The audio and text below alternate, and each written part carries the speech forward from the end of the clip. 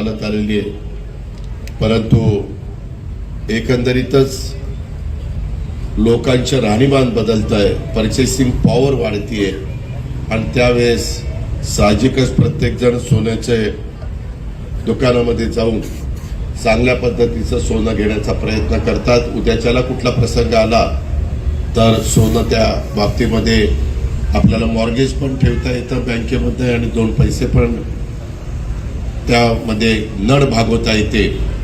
आपल्या इथं काही गोल्डन मॅन म्हणून देखील काहींची ओळख आहे, काहींनी तर सोन्याचे कपडे शिवलेले होते तेही आपण बघितलेले आहेत, पण ते अति होत आहे.